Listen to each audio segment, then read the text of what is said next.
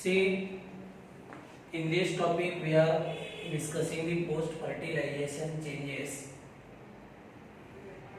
Post-fertilization means they occurs after fertilization. We have said two post-fertilization changes. That is, first one is development of endosperm and development of embryo. Two types of embryo development we have discussed. That is development of dicot embryo and second one is the development of monocot embryo. थोडं परत आपण एकदा quick revise करूया. Say after fertilization we have seen that ovule it is converted into seed. Ovule it is converted into seed. Then say integuments, these are converted into seed coat. We have seen angiospermic ovule, it is mostly bitegmic, means it is having two integuments, and after fertilization these integuments they gets converted into seed coat. तर मला सांगा, जर इंटेग्युमेंट्स दोन असतील तर seed coat सुद्धा दोन असतील आणि याच्या दोन सीड कोट आहेत, यांना आपण काय म्हणतो? these are called as outer seed coat, it is called as testa, and inner seed coat it is called as tegmen. हे आपल्याला या पॉइंट मध्ये पाहिजे. नंतर बघा ओव्हरी जी आहे, ओव्हरीचं कन्वर्जन कशामध्ये होईल? Ovary it is converted into fruit. And say ovary wall it is converted into fruit wall. And we know a fruit wall it is called as pericarp. Fruit wall ला आपण काय म्हणतो? It is called as a pericarp. आणि जर fruit fleshy असेल, mango सारखा असेल किंवा कोकोनट सारखा असेल, तर pericarp further it is differentiated into three layers. Outer layer that is called as epicarp, middle layer it is called as mesocarp, and innermost layer that is called as endocarp. हे लक्षात घ्या बरं का. Fertilisation झाल्यानंतर ओव्हरीचं conversion fruit मध्ये होतं, ovary वॉलचं conversion fruit wall मध्ये होतं, आणि जे फ्रूट वॉल आहे त्याला आपण पेरिकार्प म्हणतो. आणि मुद्दा काय की जर फ्रूट फ्लेसी असेल तर याच्यामध्ये pericarp further it is differentiated into three layers. Outer most layer that is called as epicarp, middle layer that is called as mesocarp, and inner most layer that is called as endocarp. आता ही जी पहिल्यांदा आपल्याला पाहिजे development कुणाची? सीडची. आणि seed कुठे? Seeds they are present inside the fruit. Seeds they are present within the fruit. तुम्ही seed जर जिम्नोस्पर्मिक प्लांट मध्ये पाहिले, जिम्नोस्पर्म्स मध्ये, तर जिम्नोस्पर्म मध्ये सीड कसे आहेत? Seeds these are naked. शिकल्या का नाही 11वीला? सीड्स जिम्नोस्पर्मिक प्लांट मध्ये नेकेड आहेत. Means we can see with our naked eyes. याचं कारण काय आहे की जिम्नोस्पर्मिक प्लांट मध्ये फ्रूट इट इज ॲब्सेंट. म्हणजे फ्रूट नाही. पण एंजिओस्पर्मिक प्लांट मध्ये जर आपण पाहिलं, एंजिओस्पर्म्स मध्ये, तर हियर एंजिओस्पर्म मध्ये seeds they are enclosed in fruit. म्हणजे जिम्नोस्पर्मिक प्लांट मध्ये सीड आपण आपल्या डोळ्याने पाहू शकतो. एंजिओस्पर्मिक प्लांट मध्ये आपण सीड आपल्या डोळ्याने पाहू शकत नाही. का पाहू शकत नाही? कारण seeds they are enclosed inside fruit. तुम्ही एक्झाम्पल घ्या, चिलीचे एक्झाम्पल घ्या. मिरचीच्या बिया तुम्हाला डोळ्याने बाहेरून दिसतात का? नाही. वांग्यामधल्या बिया दिसतात का? नाही. टोमॅटो मधल्या दिसतात का? नाही. आणि जर दिसल्या तर मग तुम्ही माणूस नाही, तुम्ही मानव नाही, तुम्ही महामानव म्हणायचं तुम्हाला. तर याच्यामध्ये सीड्स कुठे? फ्रूटच्या आतमध्ये आहे. कुठे? फ्रूटच्या आतमध्ये. तर आपण आता काय करूया, पहिल्यांदा कुणाची डेव्हलपमेंट पाहिजे आपल्याला? First we will discuss about the development of seed. कोणाची डेव्हलपमेंट पाहिजे आपल्याला? सीडची डेव्हलपमेंट पाहिजे.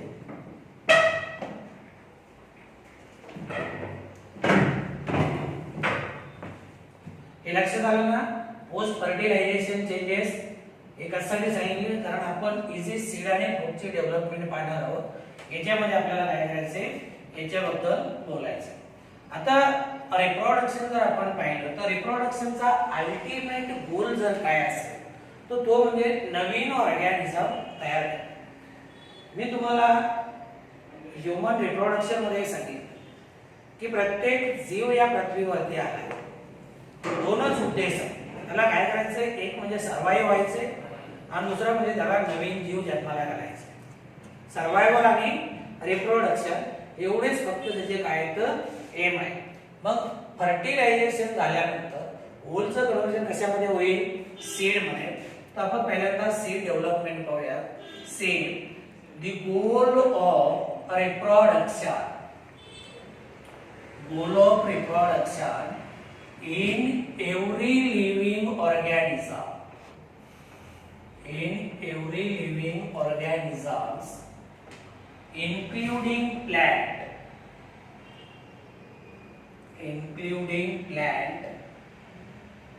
is to create new offsprings for next generation. हे छान पॉइंट दिलाय त्यांनी. त्यांचं म्हणणं काय की रिप्रोडक्शनचा एकमेव गोल जर कुठला असेल तर तो म्हणजे काय? ते ॲनिमल्स असू द्या प्लांट असू द्या. एकमेव गोल जर काय असेल, एकमेव एम जर काय असेल, अल्टिमेट एम जर काय असेल तर तो म्हणजे नवीन ऑर्गॅनिझम तयार करणे, नवीन जीव जन्माला घालणे. आणि एक माहिती तुम्हाला की जर रिप्रोडक्शन नाही तर continuity of species it can not be maintain. मग लक्षात आलं ना? प्रत्येक जीव असू द्या, मग ते प्लांट असू द्या किंवा ॲनिमल असू द्या, त्याचा एकमेव रोल जो आहे, एकमेव एम जो आहे, हा एकमेव एम म्हणजे नवीन जीव जन्माला घालणे. म्हणजेच काय करणे? रिप्रोडक्शन करणे. काय करणे? रिप्रोडक्शन करणे. Same one of the way that plants can produce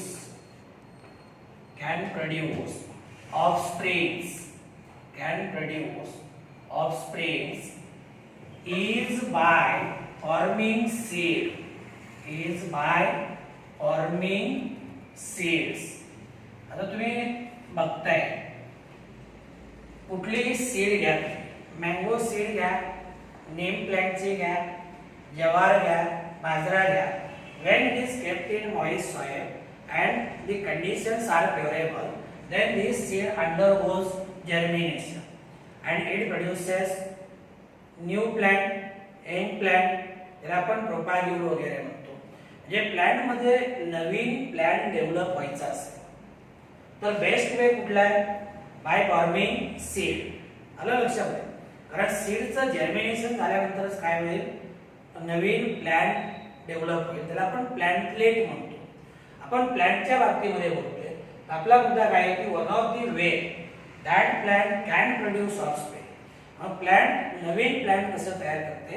तर बाय फॉर्मिंग सीड. आणि सीड जर्मिनेट झाली तर त्याच्यापासून काय होते? नवीन प्लांट तयार होते. Another point that is the flowers must be pollinated. Flowers must be pollinated in order to produce seeds and fruit. आता सीड्स आणि फ्रूट हे पोस्ट फर्टिलायझेशन प्रॉडक्ट आहे. म्हणजे फर्टिलायझेशन झाल्यानंतर मग मला सांगायचं सीड्स आणि फ्रूट डेव्हलपमेंट व्हायचे असते, फ्रूट डेव्हलप व्हायचे असते तर फर्टिलायझेशन झालं पाहिजे. फर्टिलायझेशन जर व्हायचं असेल मेल आणि फिमेल गॅमेट एकमेकांच्या जवळ आले पाहिजे. मग फ्लावर मध्ये काय झालं पाहिजे, पॉलिनेशन झालं पाहिजे. अँथर मधले पोलन ग्रेन स्टिग्मा पर्यंत गेले पाहिजे. स्टिग्मा वरती जाऊन ते जर्मिनेट झाले पाहिजे. जर्मिनेट झाल्यानंतर पोलन ट्यूब तयार होते. नंतर त्या पोलन ट्यूब मध्ये दोन नॉन मोटाईल मेल गॅमेट आहेत, ते फिमेल गॅमेट पर्यंत आणले जातात. हे सगळी एंटायर प्रोसेस झाली पाहिजे. म्हणजे सगळ्यात महत्त्वाची रिक्वायरमेंट जर काय असेल सीड आणि फ्रूट डेव्हलपमेंट मध्ये, तर transfer of pollen grains from anther to stigma. म्हणजेच काय, flowers must be pollinated in order to produce seeds and fruit. Then next point, that is seed development. Seed development is initiated. Seed development is initiated by fertilization. बघा, pollination झालं, male gamete तयार झाले, male gamete pollen ट्यूबने female gamete पर्यंत आणले, एकमेकाला fuse झाला, male gamete आणि फिमेल गॅमेट. काय तयार झालं, काय झालं, फर्टिलायझेशन. फर्टिलायझेशनचा product zygote. म्हणजे सीड डेव्हलपमेंट मधली पहिली स्टेप जर कुठली असेल तर ती म्हणजे fertilization. Seed development is initiated by fertilization. Next point, that is integuments. ओलच्या भोवती असणाऱ्या protective covering. Integuments in fertilized ovule. Fertilized ovule persist, means remain as it is, persist and gets transformed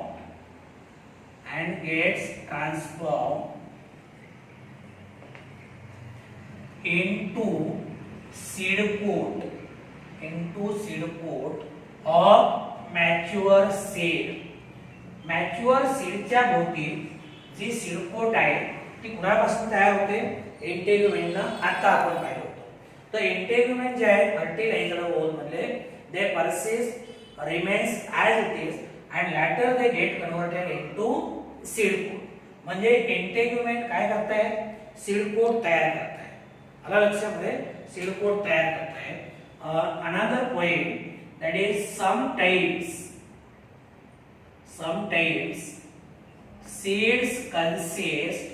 seeds consist two coverings.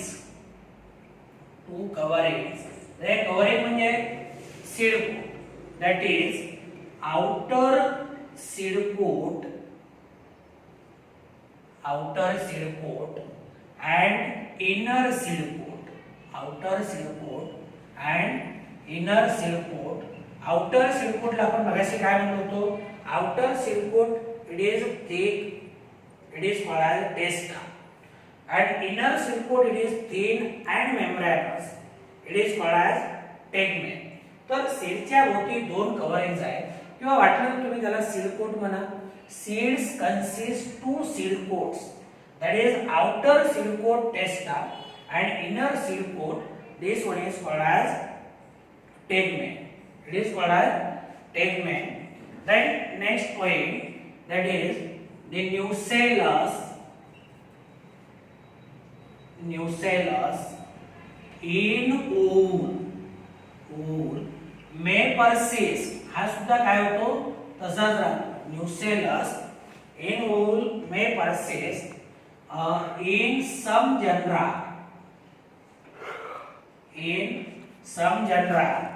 like black pepper and beet, in the form of thin layer, and this thin layer it is called as perisperm. आता बहुतेक वेळा काय होतो की हा जो nucellus आहे हा न्यूसेलस डिजनरेट होतो, पण काही प्लांट स्पेसीज मध्ये जसं ब्लॅक पेपर आहे किंवा बीट आहे यांच्यामध्ये nucellus remains in the form of thin layer, and thin layer it is called as perisperm. म्हणजे यालाच आपण काय म्हणतो, perisperm is nothing but it is a remnant of nucellus. Nucellus. आता परत जर बोलायचं झालं तर आपल्याला सीड्स दोन प्रकारच्या पाहायला मिळतात. एक म्हणजे एंडोस्पर्मिक सीड आणि दुसरा म्हणजे non endospermic seed. See next point, that is in some seeds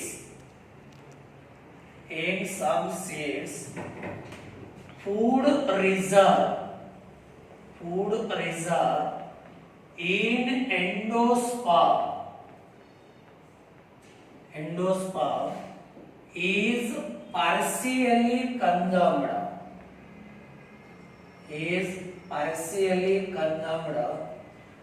by embryo during its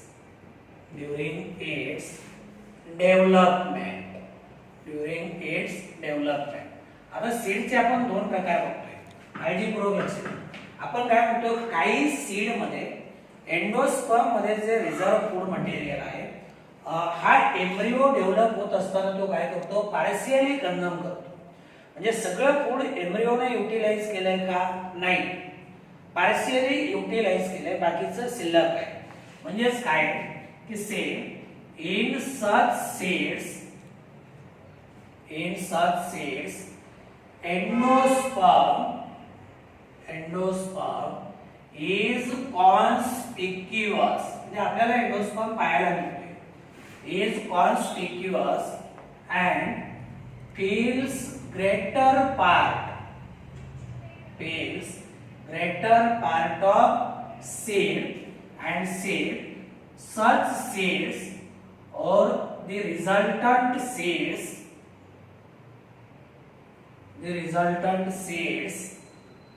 are called endospermic seeds.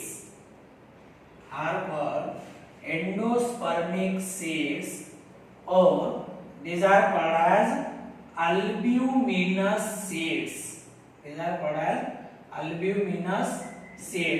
याचे एक दोन एक्झाम्पल तुम्हाला सांगतो. याच्यामध्ये पहिले एक्झाम्पल आहे से कोकोनट आहे. For example coconut. Then another example that is castor, एरंड म्हणतो. नंतर दुसरा एक्झाम्पल आहे मेज. हा सुद्धा लक्षात घ्या.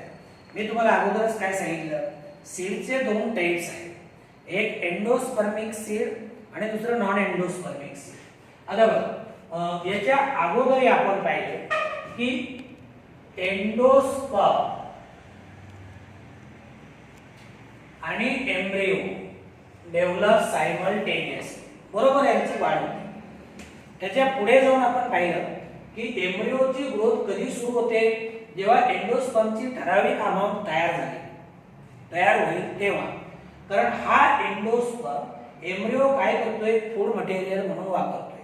मग बघा, ज्या सीड मध्ये एम्ब्रियो एंडोस्पर्मचा काहीच भाग वापरतोय, म्हणजे काही भाग इट इज लेफ्ट बिहाइंड, बरोबर आहे का नाही. म्हणजे food reserve in endosperm if it is consumed partially by embryo. म्हणजे याचा अर्थ अशा सीड मध्ये endosperm is conspicuous, it is present and it fills greater part of seed.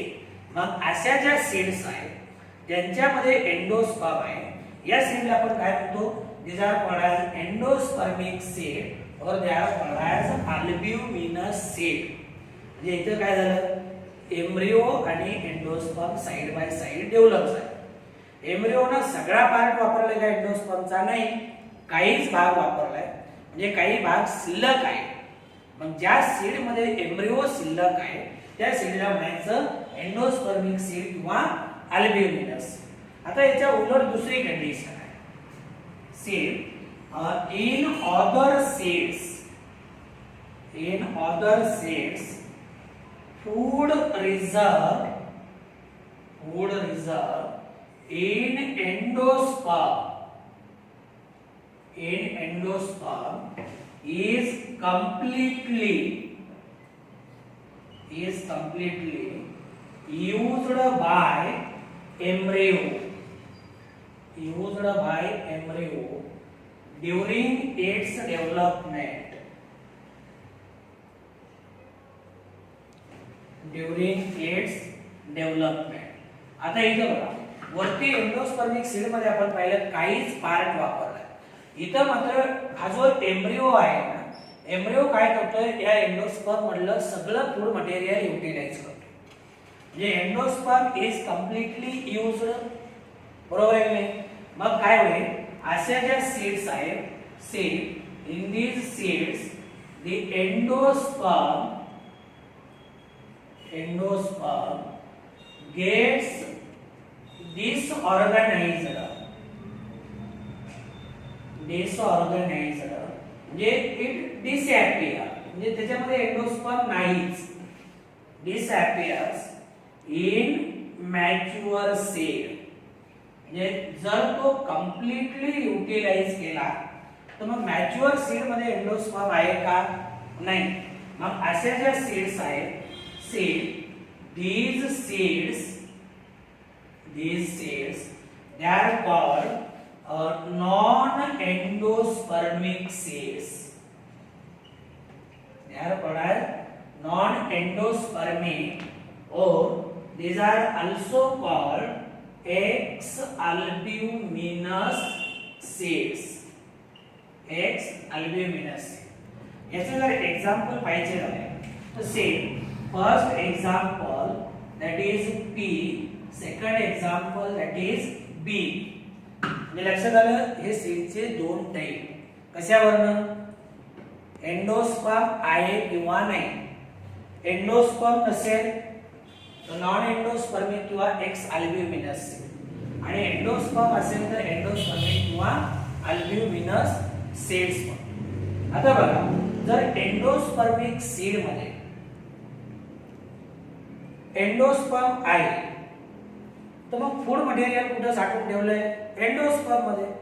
आता नॉन एंडोस्पर्मिक सीड मध्ये जर समजा एंडोस्पर्म नाही तर मग फूड मटेरियल कुठे साठवून ठेवलं जाईल कॉटिलिडॉन मध्ये. कुठे कॉटिलिडॉन मध्ये. Next point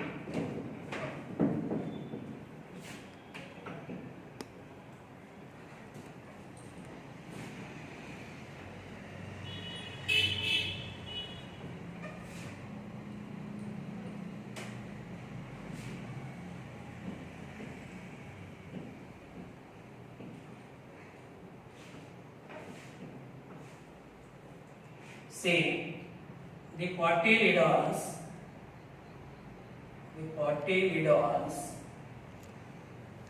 in some seeds acts as food storage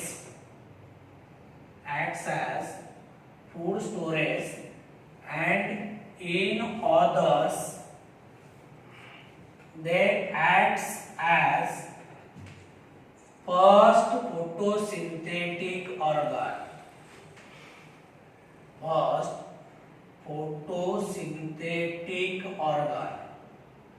बघा आता काही सीड मध्ये कॉटिलिडॉन काय करतोय फूड मटेरियल साठवून ठेवतोय. बरोबर आहे. कुठे नॉन एंडोस्पर्मिक सीड मध्ये. नॉन एंडोस्पर्मिक सीड मध्ये फूड मटेरियल कुठे कॉटिलिडॉन मध्ये. कुठे कॉटिलिडॉन मध्ये. तुम्ही जर ग्राउंडनटचे दोन भाग केले शेंगदाण्याचे दोन भाग केले तर ते जे दोन कॉटिलिडॉन आहेत ना त्याच्यामध्ये फूड मटेरियल स्टोअर करून ठेवलं. आलं लक्षामध्ये.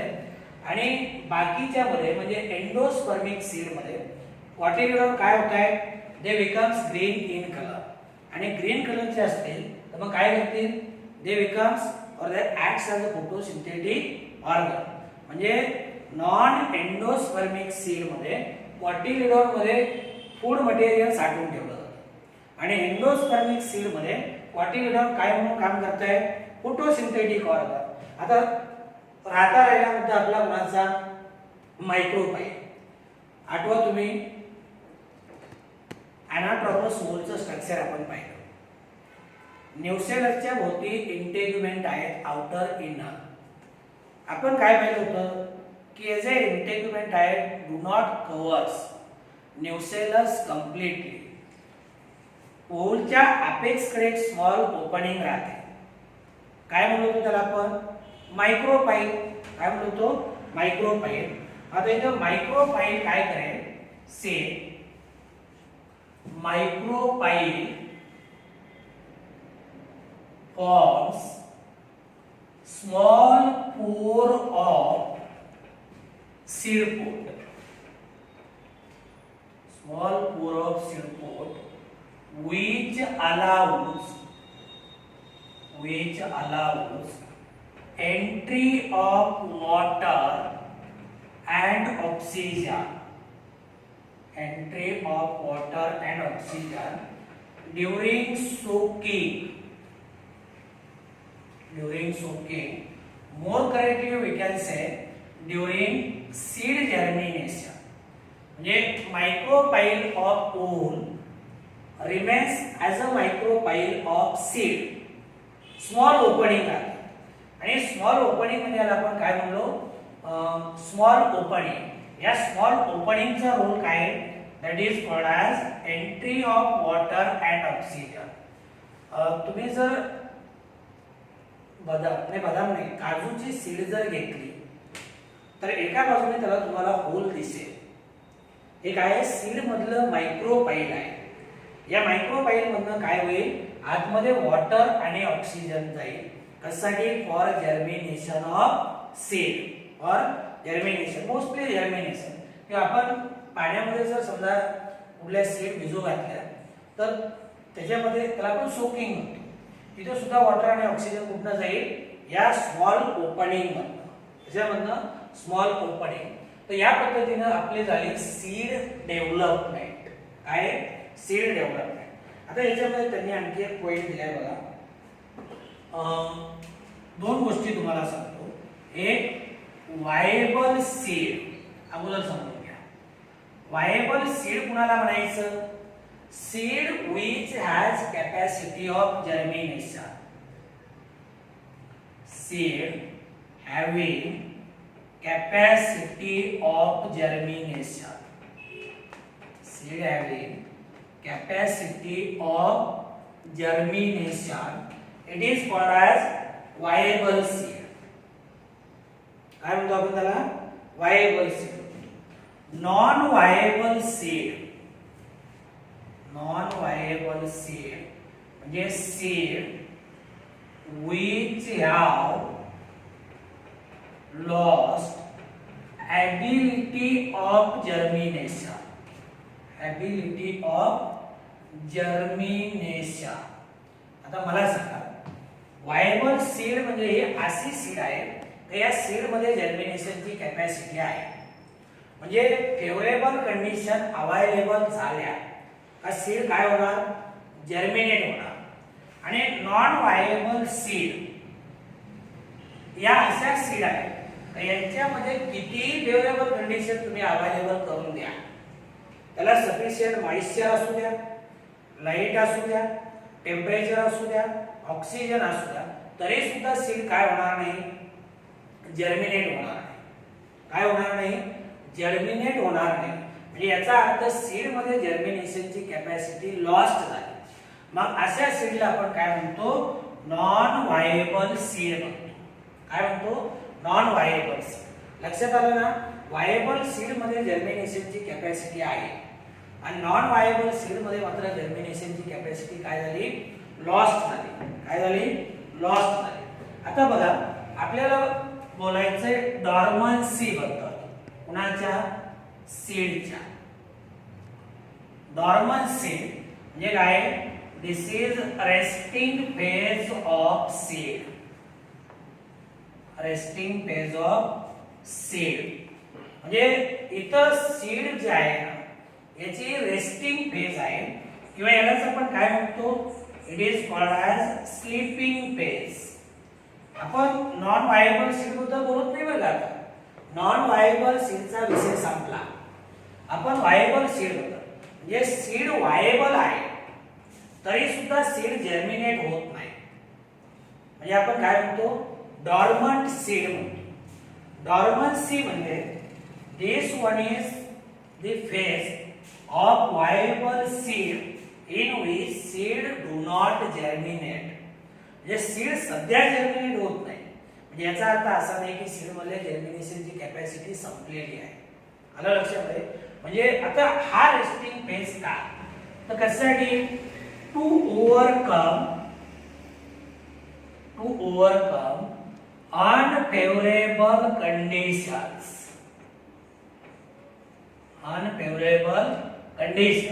बरं, दुसरी गोष्ट बघा, सीड वायेबल आहे आणि कंडिशन फेवरेबल आहे, तरी सुद्धा सीड काय होत नाही, जर्मिनेट होत नाही. का, तर सीड मधला डॉर्मन्सी पिरियड संपला नाही. आलं लक्षामध्ये? म्हणजे जेव्हा डॉर्मन्सी पिरियड संपेल, म्हणजे viable seed it will germinate only after completion of dormancy period. म्हणजे समजा एखाद्या सीडचा डॉर्मन्सी पिरियड जर 6 महिने असेल, किती, 6 महिने, तुम्ही किती फेवरेबल कंडिशन सीडला अवेलेबल करून द्या, सीड जर्मिनेट होणार नाही. एखाद्या सीडचा डॉर्मन्सी पिरियड 1 वर्षाचा असेल, तर तो डॉर्मन्सी पिरियड संपल्याशिवाय सीड काय होणार नाही, जर्मिनेट होणार नाही. म्हणजे थोडक्यात डॉर्मन्सी पिरियड म्हणजे काय, स्लीपिंग पिरियड आहे. आलं लक्षामध्ये? जसं आपण झोपतो, झोप झाल्यानंतर आपण उठतो का नाही, तसं सीडच आहे. डॉर्मन्सी पिरियड संपला का सीड काय होणार, जर्मिनेट होणार. कारण सीड वायेबल आहे, म्हणजे असं तर नाही ना आपण झोपलो याचा अर्थ आपण मेलो नाही. तसं सीड सुद्धा वायेबल आहे. सीडचा डॉर्मन्सी पिरियड संपला का सीड काय होणार, जर्मिनेट होणार. आता dormancy period it varies from plant to plant. वेगवेगळ्या प्लांट स्पीसीज मध्ये डॉर्मन्सी पिरियड व्हेरिएबल आहे. काही सीड मध्ये तो काही आठवड्याचा आहे, काही महिन्याचा आहे, काही वर्षाचा आहे. काही प्लांटच्या सीड्स तुम्ही बघा, तुम्हाला तुमच्या टेक्स्ट बुक मध्ये 2 एक्झाम्पल दिलेत त्यांनी. लुपिनस, आर्टिकस, याच्यामध्ये सीडचा डॉर्मन्सी पिरियड 10,000 इयर्स आहे. किती, 10,000 इयर्स. आता कल्पना करा, या प्लॅनच्या ज्या सीड्स आहेत या 10 वर्षापर्यंत डॉर्मन्सी पिरियड मध्ये राहतात. म्हणजे 10 वर्ष तुम्ही त्यांना कुठल्याही कंडिशन्स अवेलेबल करून द्या, त्या काय होणार नाही, जर्मिनेट होणार नाही. 10 वर्षानंतर सीड जर्मिनेट होणार, कारण 10 वर्ष हा डॉर्मन्सी पिरियड आहे. दुसरं एक एक्झाम्पल आहे बघा, फोइनिक्स डॅक्टिलिपेरा. याचा जो डॉर्मन्सी पिरियड आहे तो 2000 इयर्स आहे. म्हणजे 2000 वर्षापर्यंत सीड काय होणार नाही, जर्मिनेट होणार. काय होणार नाही, सीड जर्मिनेट होणार नाही. तर हे झालं आपलं सीडच्या डॉर्मन्सी बद्दल. लक्षात आलं ना? डॉर्मन्सी म्हणजे सीड मधली अशी फेज आहे, अशी कंडिशन आहे का तेवढा पर्टिक्युलर पिरियड संपेपर्यंत सीड काय होणार नाही, जर्मिनेट होणार नाही. तेवढा पिरियड संपला का सीड काय होते, जर्मिनेट होते. लक्षात आलं ना? तर हे झालं आपलं सीड डेव्हलपमेंट बद्दल. आता नंतर याच्यामध्ये आपल्याला एक पुढचा पॉइंट पाहायचा आहे, तो म्हणजे fruit development.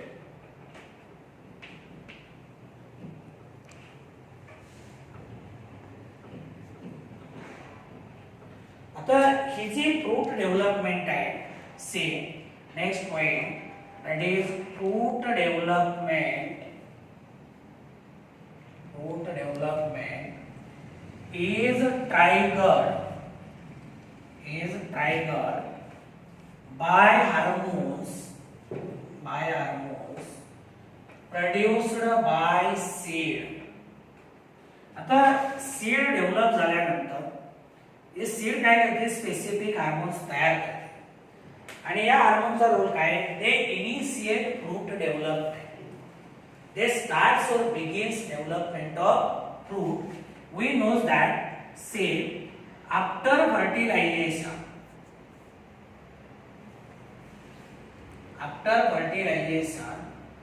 zygote is formed. And say ovary is converted ovary is converted into fruit and ovary wall is converted into fruit wall. म्हणजे थोडक्यामध्ये फर्टिलायझेशन झालं का ओव्हरीचं कन्वर्जन कशामध्ये होतंय, ओव्हरीचं कन्वर्जन फ्रूट मध्ये आणि ओव्हरी वॉलचं कन्वर्जन फ्रूट वॉल. आणि fruit वॉलला आपण काय म्हणतो, that is called as pericarp. आणि मगाशी तुम्हाला सांगितलं होतं pericarp basically it consist 3 layers. कुठे, प्लेसी फ्रूट मध्ये. कुठल्या फ्रूट मध्ये, प्लेसी फ्रूट. आणि या 3 लेयर पेरिकार्पच्या आउटर मोस्ट लेयर जे आहे इपिकार्प, मिडल लेयर जी आहे त्याला आपण म्हणतो मेसोकार्प आणि इनर मोस्ट लेयर जी आहे ती एंडोकार्प. याचे एक्झाम्पल बघा, मँगोचं एक्झाम्पल घ्या, कोकोनटचं एक्झाम्पल घ्या. आता मँगो तुम्ही बघा, मँगोची एपिकार्प कुठली, जी बाहेरची स्किन आहे का नाही, म्हणजे आंब्याचं कातड म्हणतो आपण त्याला, ते एपिकार्प झालं. जो आतला प्लेसी गर जो आपण खातो तो झाला मेसोकार्प. आणि सीडच्या बाहेर एक स्टोनी पार्ट असतो किंवा मेसोकार्पच्या नंतर एक स्टोनी पार्ट असतो आणि त्याच्या आतमध्ये सीड असते.